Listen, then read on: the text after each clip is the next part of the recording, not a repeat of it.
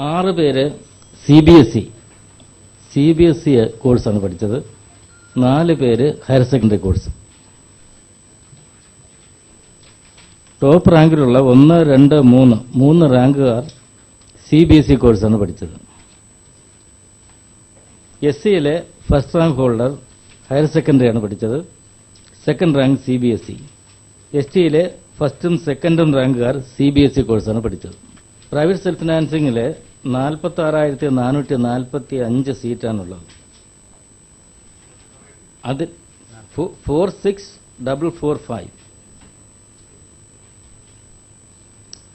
അതിൽ 50% സീറ്റാണ് ഗവൺമെന്റിന് അലോട്ട്മെന്റിനായി ലഭിക്കുന്നത്. 23,222.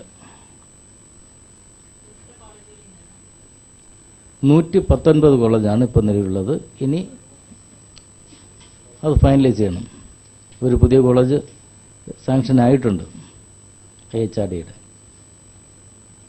ഗവൺമെന്റിൽ 5,232 സീറ്റുകളുണ്ട്.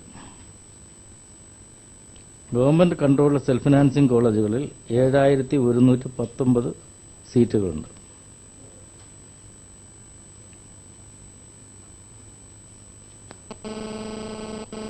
ആർക്കിടെക്ചറിന്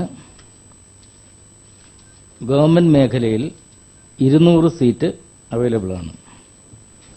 പ്രൈവറ്റ് സെൽഫ് ഫിനാൻസിംഗിൽ 1040 സീറ്റ്. ഓപ്ഷൻ ഇൻവൈറ്റ് ചെയ്യുന്ന ഡേറ്റ് നാളെ ഫിക്സ് ചെയ്യൂ. സെൽഫ് ഫിനാൻസിംഗിന്റെ എഗ്രിമെന്റ് എക്സിക്യൂട്ട് ചെയ്യാനുണ്ട്. എക്സിക്യൂട്ട് ചെയ്താൽ ഉടൻ തന്നെ തീരുമാനിക്കുന്നല്ല ഡേറ്റെല്ലാം. പിന്നെ നമുക്ക് താമസമൊന്നുമില്ല. Everything is ready. ഒരു പ്രത്യേക